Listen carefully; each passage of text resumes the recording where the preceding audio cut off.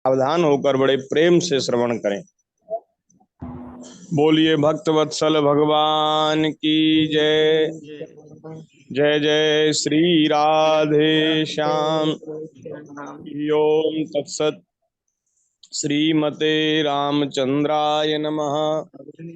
ओम नमः परमहंसास्वादित चरण कमल चिन्मकरंदाय भक्त जनमानस निवासाय श्री रामचंद्राय कृष्णाय वासुदेवाय हरे परमात्मने प्रणतक्लेशनाशाय गोविंदाय नमो नमः।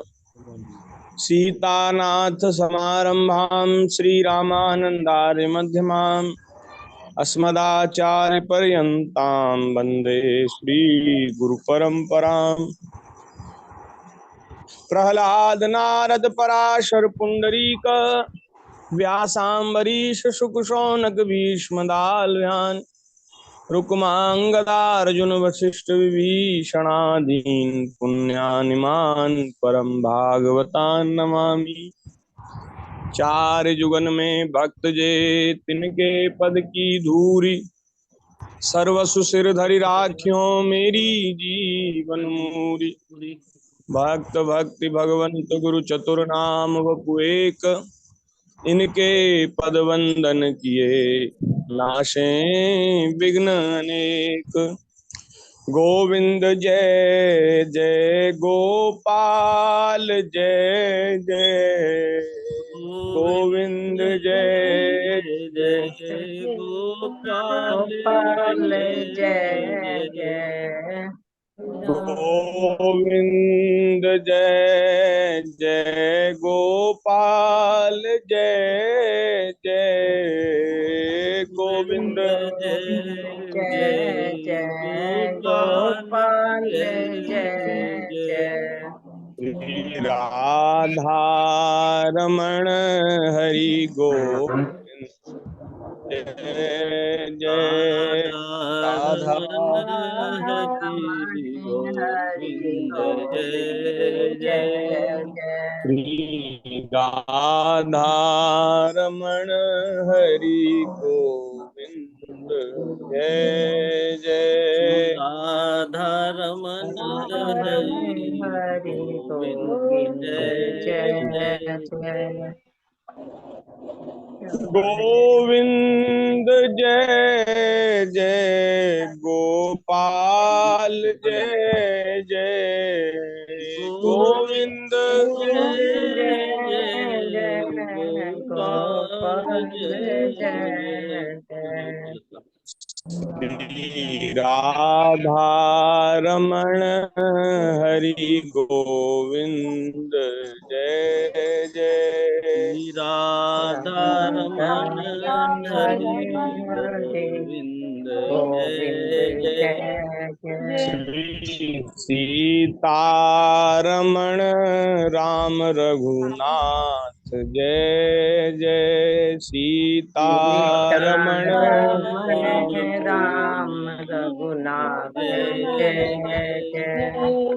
सीता रमण राम रघुनाथ जय जय सीता रमण राम रघुनाथ जय श्री राधा रमण हरि गोविंद जय जय राधा रमण हरि गोविंद जय जय बोलिए श्री वृंदावन बिहारी लाल की जय। श्री जानकी वल्लभ लाल की जय। श्री राधिका वल्लभ लाल की जय। श्री 84 कोस ब्रजमंडल धाम की जय। श्री यमुना महारानी की जय। श्री गिरिराज महाराज की जय। श्री वृंदावन धाम की जय। श्रीमद् भागवत महापुराण की जय। श्री सुखदेव जी महाराज की जय। भगवान श्री वेदव्यास जी की जय। श्री परीक्षित जी महाराज की जय। श्री सद्गुरुदेव भगवान की जय। सब संतन की जय। सब हरि भक्तन की जय। जगत जननी पूज्या गौ माता की जय। जय जय श्री राधे श्याम। जय जय श्री सीताराम। हर हर महादेव।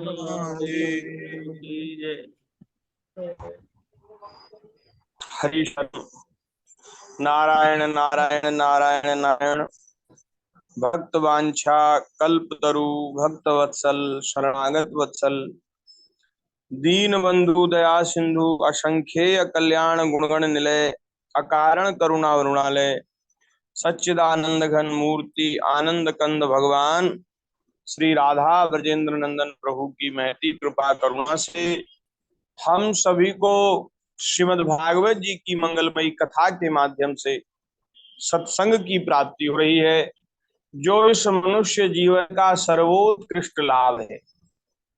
देह धारण करने का, मनुष्य शरीर पाने का सबसे श्रेष्ठ क्या लाभ है? सबसे श्रेष्ठ यही लाभ है कि भैया हरि का भजन किया जाए। श्री गोस्वामी जी ने लिखा, देह धरे कर यह फल भाई, भजऊ राम सब काम बिहाई। भजहु राम सब काम बिहाई। सब काम छोड़ करके भगवान का भजन किया जाए, यही देह धारण का फल है। तो भैया ठाकुर जी हम लोगों को इस मनुष्य शरीर धारण करने का फल प्राप्त करा रहे हैं। और जैसा कि हम कह रहे थे कि ये किसी के करने से नहीं होता, ये तो भैया भगवान की कृपा से होता है। सत्संग की प्राप्ति अपने साधन से नहीं होती, भगवान की कृपा से होती है। निश्चित रूप से आप सब लोग बहुत भाग्यशाली हैं, जो आप लोगों की कथा सुनने में श्रद्धा है, रुचि है। आहा, ये बड़े सौभाग्य की बात है। हम लोग बड़े भाग्यशाली हैं। और ये सत्संग का क्रम चल रहा है इतने महीनों से, उसमें आप लोग श्रवण कर रहे हैं और कहने की सेवा हमको प्राप्त हो रही है, जिससे हम लोग, मेरा भी समय सार्थक हो रहा है और वाणी पवित्र करने का अवसर ठाकुर जी की दया से प्राप्त हो रहा है। बताओ, ठाकुर जी कहाँ के तार कहाँ मिला देते हैं। हमारा कोई आपसे परिचय नहीं था, लेकिन ठाकुर जी को लगता है कथा कहलवानी थी, इसलिए परिचय हो गया। और फिर निरंतर अब तो 1 साल होने वाला है।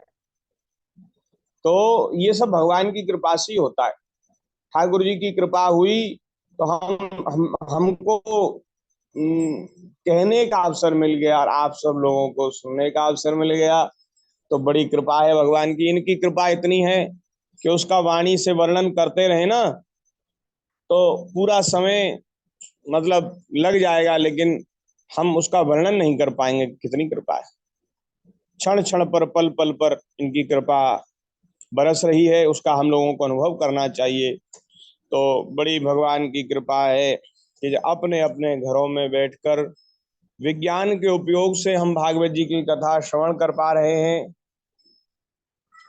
और निरंतर ये सत्संग चल रहा है।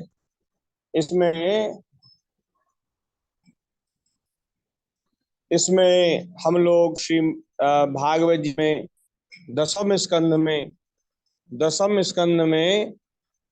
प्रवेश कर चुके हैं। और कल जो है, परसों नहीं, तो हनुमान जयंती थी, हनुमान जी की कथा हुई। उससे पहले हमने वेणु गीत की चर्चा ठाकुर जी की दया से करी थी, यथामति यथा समय, जैसी भगवान ने बुद्धि दी है उस प्रकार।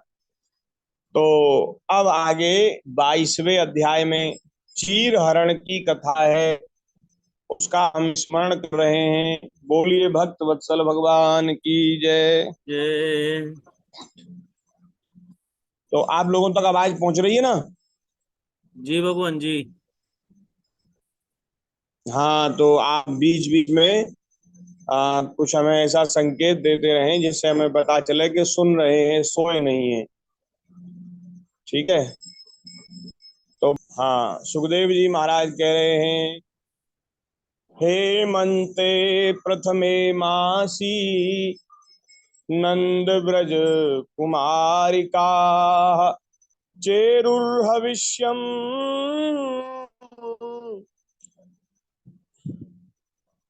भुंजाना कात्यायन अर्चन व्रतम।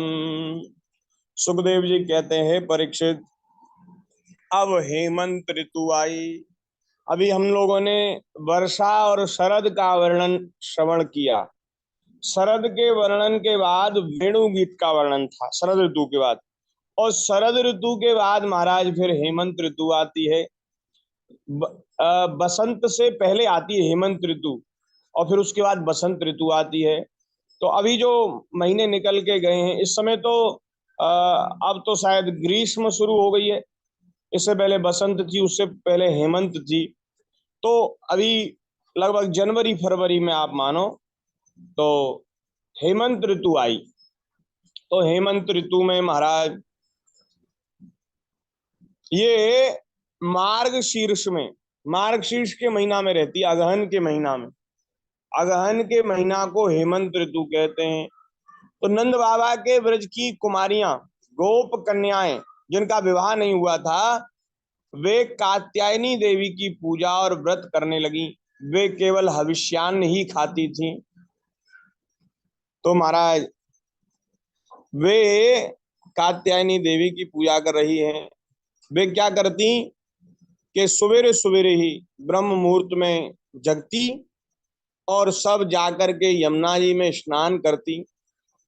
सूर्य पूर्व दिशा में सूर्य भगवान उदित होते, उससे पहले ही वे यमुना जी में स्नान कर लेती और वहीं यमुना जी के तट पर देवी की एक बालू की, रेत की मूर्ति बनाकर उनका सुगंधित चंदन, फूलों के हार, भांति भांति के नैवेद्य, धूप दीप, छोटी बड़ी भेंट की सामग्री, पल्लव, फल और चावल आदि से उनकी पूजा करती।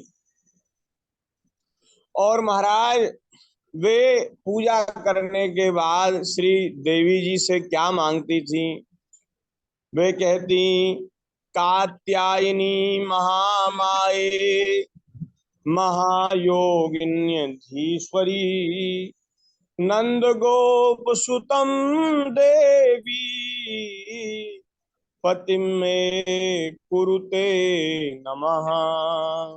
आहा, वे कहती कि हे कात्यायनी, हे महामाया, हे महायोगिनी, हे सबकी स्वामिनी देवी, आप हमें ऐसा वरदान दीजिए कि नंद नंदन श्री कृष्ण हमारे पति बन जाएं। हम नंद नंदन की पत्नियां बन जाएं, वे हमारे पति बन जाएं। हे देवी, हम आपके चरणों में नमस्कार करती हैं।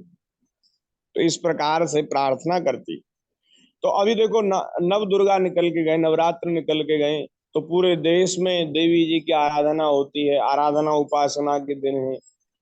तो उसमें सब लोग दुर्गा जी की आराधना करते हैं और करनी ही चाहिए। देखो, अनन्यता क्या है?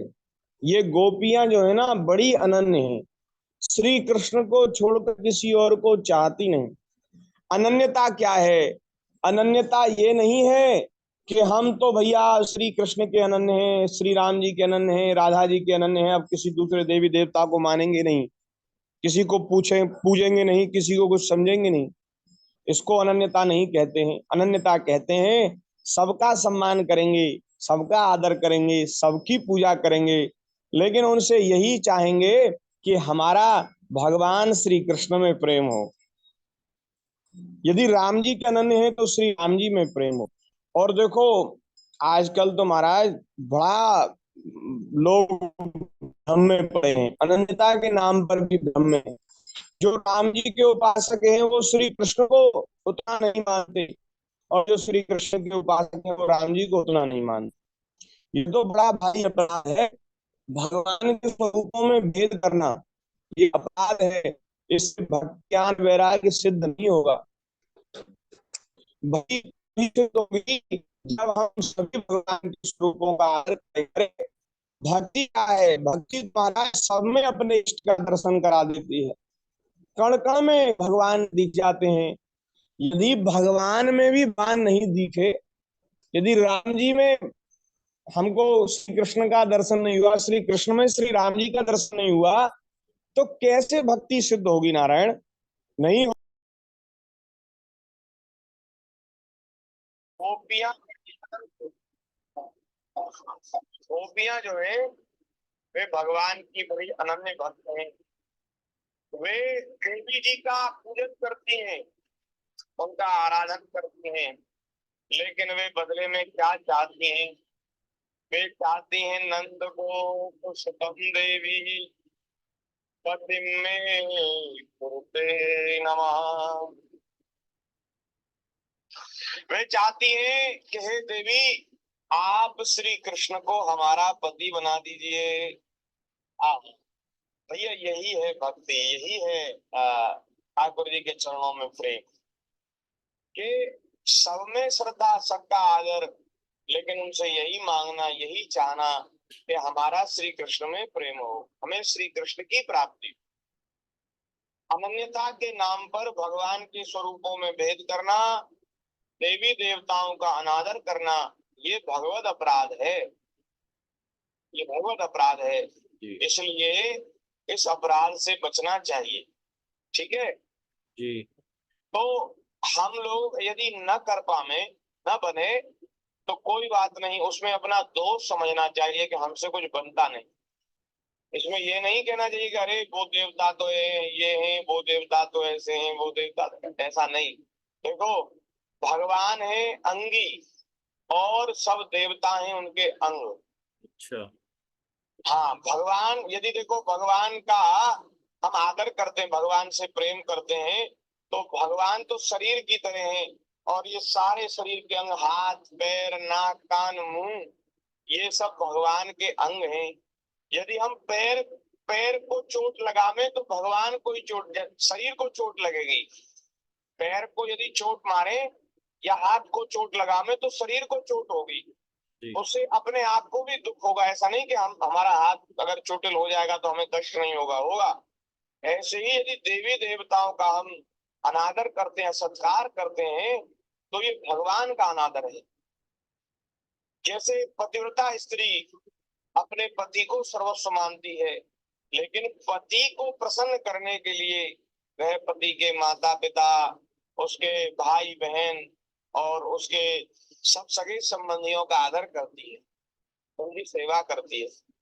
तो इससे उसकी उसकी पति भक्ति में कमी नहीं आती, उसकी पति भक्ति और बढ़ जाती है, वह और अधिक पतिव्रता सिद्ध होती है। तो इस प्रकार से समझना चाहिए। तो भैया तो अब ब्रज की गोप कुमारियां वे हम सबकी आदर्श हैं, प्रेम की ध्वजा हैं।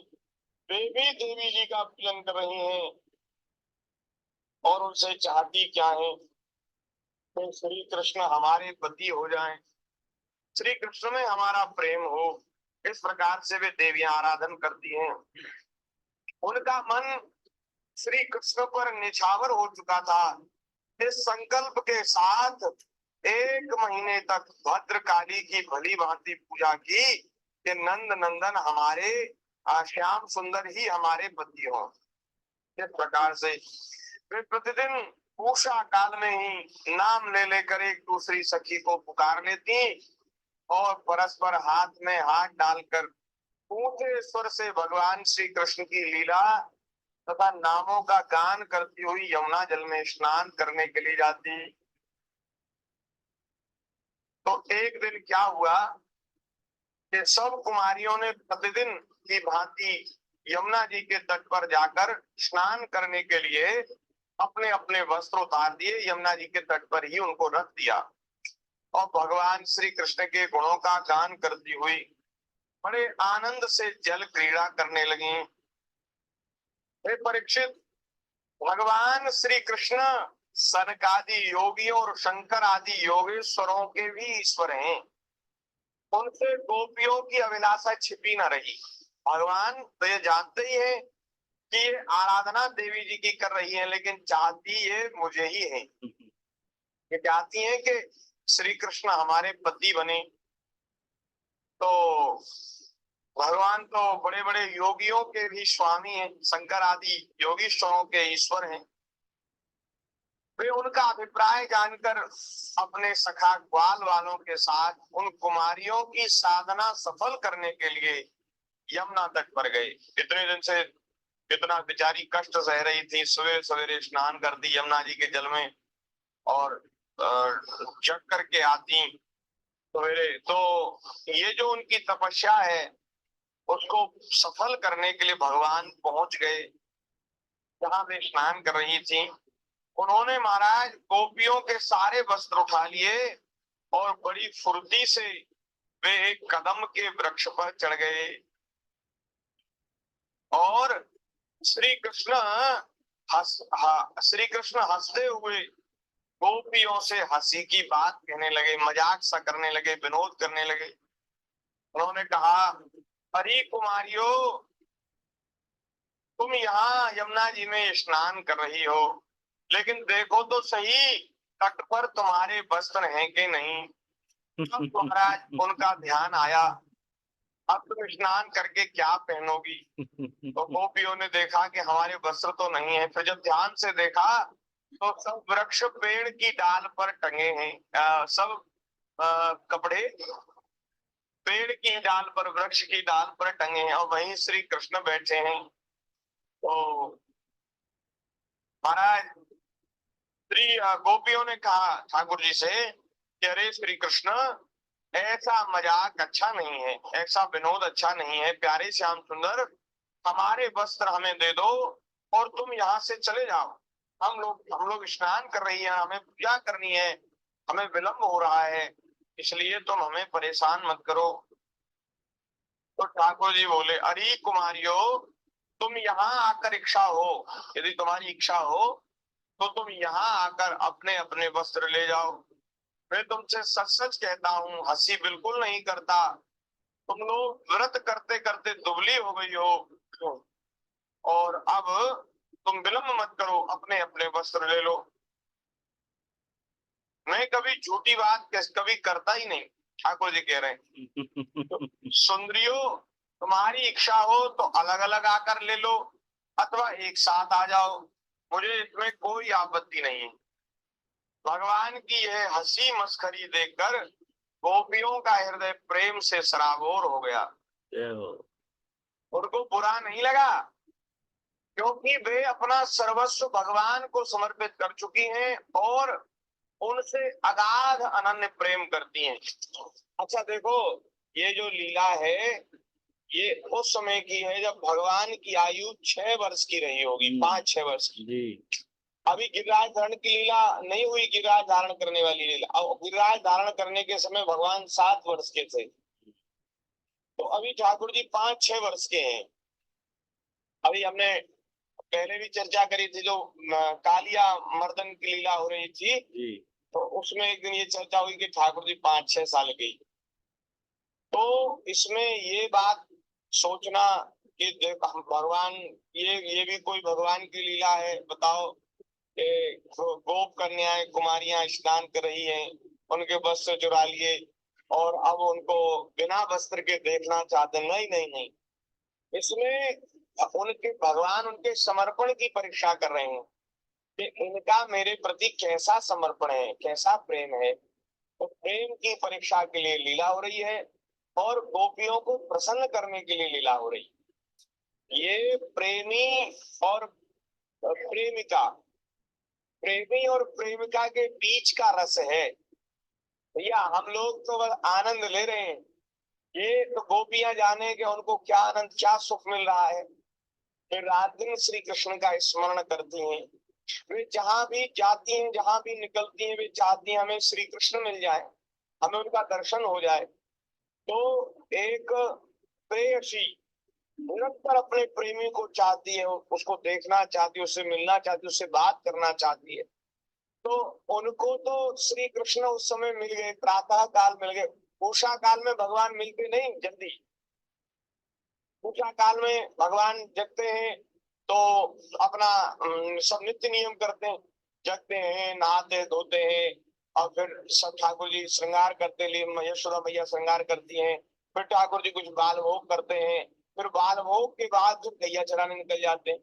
तो लगभग 8-9 बजे गोपियों को ठाकुर जी का दर्शन होता होगा, ऐसा हमें अनुमान है। जब नंद महल से गायों के साथ श्री कृष्ण निकलते होंगे गाय चराने के लिए, तो उनका दर्शन होता होगा। उषा काल में माने 5:30-6 बजे जी ऐसे समय जब जब सूर्य भगवान उदित होते हैं ना, तो अंधेरा सा जाने लगता है और थोड़ा थोड़ा उजाला होने लगता है, वो समय। तो उस समय भगवान का दर्शन ये बड़े आनंद का और आश्चर्य का विषय है। तो गोपियों को बड़ा आनंद हुआ कि हमारे प्रियतम, हमारे प्राण जीवन धन यहाँ आ गए यमुना जी के तट पर। हम इन्हीं के लिए तो स्नान कर रहे हैं, इन्हीं के लिए तो देवी जी का पूजन कर रही हैं, और ये हमें मिल गए। तो ये तो भैया कोई प्रेयसी जान सकती है, उसका प्रियतम उसको मिल जाए तो उसको कितना सुख होता है। तो ये एक प्रेमी और प्रेयसी के बीच का रस है, आनंद है। और उसमें ये बात समझनी चाहिए, ये कोई साधारण नायक नायिका नहीं है, ये साक्षात परमात्मा सनकादि शंकर आदि ब्रह्मा आदि योगेश्वरों के ईश्वर साक्षात पर ब्रह्म परमात्मा श्री कृष्ण है, श्री नारायण है। और ये जो गोपियां हैं ये अनंत काल की इनकी इनकी प्रेयसी हैं, इनकी भक्ताएं हैं, वेद की ऋचाएं हैं, ऋषि मुनि महात्मा हैं। तो ये सामान्य किसी स्त्री पुरुष का प्रेम नहीं है, ये दिव्य भगवान की लीला और भगवान के जो लीला परिकर हैं, भगवान का और भगवान के लीला परिकरों का ये आनंद है, ये रस है। तो ये बात कहनी आवश्यक थी, इसलिए हमने कह दिया। तो ठाकुर जी ने कहा कि देवियों, कुमारियों, तुम आ जाओ, अपने वस्त्र ले लो। तो भगवान की यह हंसी देखकर गोपियों का हृदय प्रेम से सराबोर हो गया। आहा, वे थोड़ी सकुचाई और एक दूसरे की ओर देखा, फिर मुस्कुराने लगी, बोले कोई बात नहीं, ये ऐसा चाहते हैं, इनकी ऐसी इच्छा है, तो इनकी इच्छा में ही हमारी प्रसन्नता है, हमारा आनंद है। तो गोपियां महाराज जल से बाहर निकलने लगी। तस्य तच्छ्वेलितं दृष्ट्वा गोप्यः प्रेम परिप्लुताः प्रेरिता प्रेक्ष चान्योन्यं जातहासा निर्ययुः। जब भगवान ने हंसी हंसी में यह बात कही, तब उनके विनोद से कुमारियों का चित्त और भी उनकी ओर खिंच गया। वे ठंडे पानी में कंठ तक डूबी हुई थी और उनका शरीर थर थर कांप रहा था। उन्होंने श्री कृष्ण से कहा, अभी अभी अभी जल में ही है, अभी बाहर नहीं निकली। उन्होंने कहा, प्यारे श्री कृष्ण, तुम ऐसी अनीति मत करो। मानयम भो कृतास्त्वां तु नंद गो कुसुतम प्रियम जानीमो ब्रजश्लाघ्यम देवांसांसि वे पिता। प्यारे श्री कृष्ण, तुम ऐसी अनीति मत करो। हम जानती हैं कि तुम नंद बाबा के लाडले लाल हो, हमारे प्यारे हो, हमारे प्यारे हो, प्रियतम हो। अरे देखो, ये जो तुम कर रहे हो, इससे तुम्हारी प्रतिष्ठा में पट्टा लग जाएगा। तुम्हारी सारे ब्रज में सराहना होती है, बड़ाई होती है, लेकिन ये तुम्हारे योग्य नहीं है जो अब तुम कर रहे हो। सारे ब्रजवासी तुम्हारी सराहना करते रहते हैं, अब आप हमें और न सताओ, हम जाड़े के मारे ठिठुर रही हैं, तुम हमारे वस्त्र हमें दे दो। हे श्याम सुंदर, हम तुम्हारी दासी हैं, तुम जो कुछ कहोगे उसे हम करने को तैयार हैं। तुम तो धर्म का मर्म भली भांति जानते हो। अब हमें कष्ट मत दो, हमारे वस्त्र दे दो, नहीं तो हम जाकर के नंद बाबा से भी शिकायत कर देंगे। हृदय में तो बड़ा प्रेम है, लेकिन धमकी भी देती है, उलाहना भी देती है। और यदि अब तुम्हारी इच्छा है, तुम धर्म को जानते हो और हम तो तुम्हारी दासी हैं, तुम जो कहोगे सो करेंगी। अब बताओ हमें क्या करना है। श्याम सुंदर ते दास्य सर्वाम तवोदितम देहि वासांसि धर्मज्ञ नो चेद्राह्ये ब्रुवामहे। श्री भगवान भगवान ने कहा, भवत्यो यदि मे दास्यो मयोक्तं वा करिष्यत। अरे दासियो, अरे गोपियो, तुम कहती हो हम तुम्हारी दासी हैं और कहती हो कि तो हम तुम्हारी आज्ञा का पालन करेंगी, लेकिन तुम मेरी बात को मान नहीं रही हो। दासी भी बता रही हो लेकिन मेरी बात भी नहीं मान रही हो। देखो, जब तुम अपने आप को मेरी दासी स्वीकार करती हो तो तुम मेरी आज्ञा का पालन करो और यहाँ आकर अपने अपने वस्त्र ले लो। परीक्षित, सुखदेव जी कहते हैं, परीक्षित, वे कुमारियां ठंड से ठिठुर रही थी, कांप रही थी। भगवान की ऐसी बात सुनकर वे जल से बाहर निकल आई, अपने हाथों से अपने गुप्तांगों को छिपाकर यमुना जी से बाहर निकली। उस समय ठंड उन्हें बहुत सता रही थी। उनके शुद्ध भाव से भगवान बहुत प्रसन्न हुए। उनको अपने पास आई देखकर उन्होंने गोपियों के वस्त्र अपने कंधे पर रख लिए और बड़ी प्रसन्नता से मुस्कुराते हुए बोले, यूयम विवस्त्रा यद पोत्र तप्रता यगा ते तदुदेव हेलनम पद्वांजलिं मूर्धन्य पनुत्तये हसा कृत्वा नमोदो वसनम प्रगृह्यताम्। अरे गोपियों, तुमने जो व्रत लिया था उसे तुमने अच्छी तरह से निभाया, इसमें संदेह नहीं, परंतु तुमने सब काम ठीक किया, लेकिन एक गलती की। तुमने क्या किया कि तुमने वस्त्रहीन होकर जल में स्नान किया है। इससे तुम्हारे द्वारा वरुण जी का और यमुना जी का अपराध हुआ है।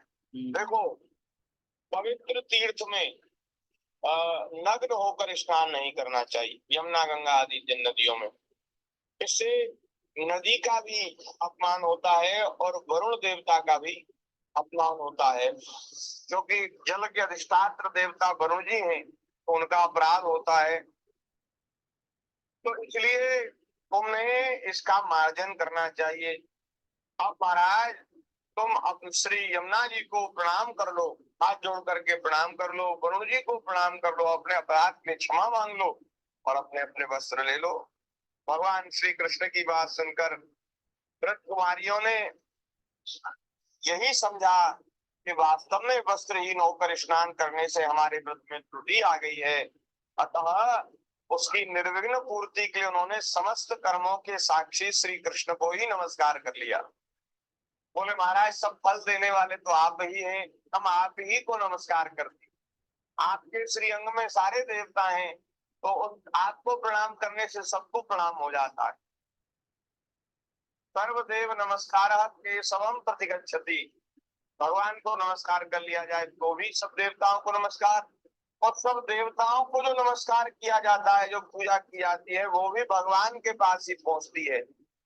जैसे नदियों में जल बहता है तो वो सारा जल समुद्र में जाकर मिलता है, ऐसे ही सब देवताओं को किया हुआ प्रणाम, उनकी पूजा अर्चना भगवान को प्राप्त होती है।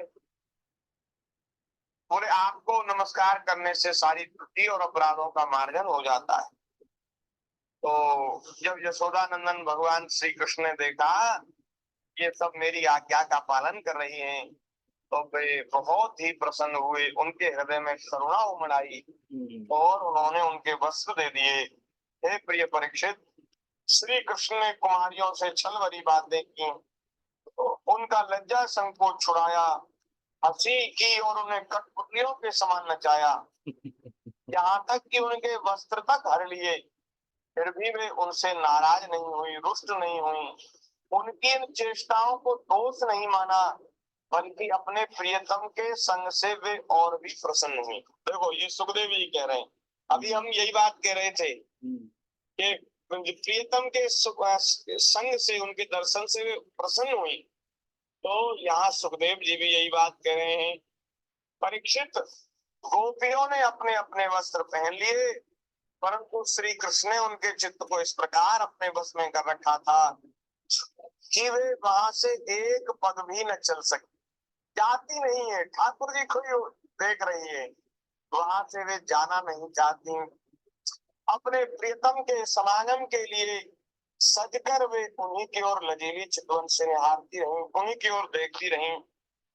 भगवान श्री कृष्ण ने देखा कि इन कुमारियों ने उनके चरण कमलों के स्पर्श की कामना से ही व्रत धारण किया है, भगवान की प्राप्ति के लिए व्रत धारण किया है, और उनके जीवन का यही एकमात्र संकल्प है।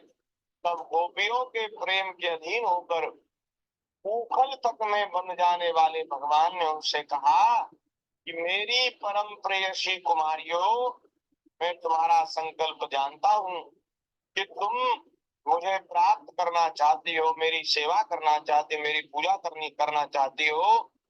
मैं तुम्हारी इस अभिलाषा का अनुमोदन करता हूँ, तुम्हारा यह संकल्प सत्य होगा।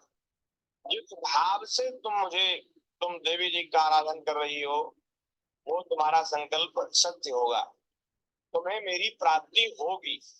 अच्छा, लोग कहते हैं कि अरे भगवान ने तो गोपियों से प्रेम किया, राधा जी से प्रेम किया, लेकिन उनसे विवाह नहीं किया और छोड़ के चले गए।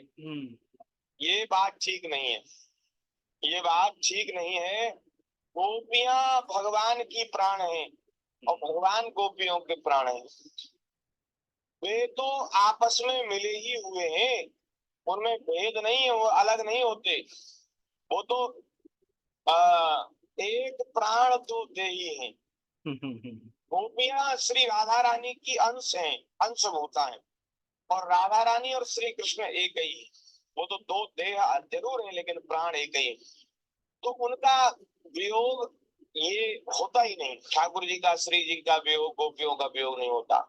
और दूसरी बात ये है कि जब रास लीला हुई ना, तो रास लीला में सब गोपियां आई, पूरे ब्रज की गोपियां आई। जो नहीं आ पाई, उन्होंने अपना शरीर त्याग दिया, वे शरीर को छोड़कर प्राणों से रासलीला में पहुंच गए। अब रासलीला का प्रसंग आने वाला है, तो उसमें हम सुनाएंगे जी। उनको। उनके पतियों ने, उनके घर के लोगों ने रोका, लेकिन नहीं रुकी, और सब महाराज छोड़ छाड़ के आ गई। और फिर कहा कि श्री कृष्ण, अब हम जाने वाली नहीं है, अब हम नहीं जाएंगे, अब हम सारे बंधन तोड़कर आई हैं, सारे रिश्ते नाते तोड़कर, अब हमें आप स्वीकार कर लीजिए, अब हम अनंत काल तक ऐसे ही आपके साथ ही विहार करती रहेंगे। तो भैया, वह रास लीला ब्रह्मा जी की एक रात्रि के समय तक हुई। ब्रह्मा जी की रात्रि होती है 27 ब्रह्मा कल्प। जी की रात्रि होती है एक कल्प की। एक कल्प। तो उसमें महाराज ये 28 मनवंतर बीत जाते हैं, 14 मनवंतर बीत जाते हैं। एक कल्प में 14 मनवंतर होते हैं, और 14 मनवंतर बीत जाते हैं, और एक एक मनवंतर में एक एक हजार चतुर्युगी होती है। आप सोचो कि वो रास लीला कितने लंबे, माने अनंत काल तक उसमें विक्षेप आता ही नहीं, होता नहीं, नित्य रास होता है।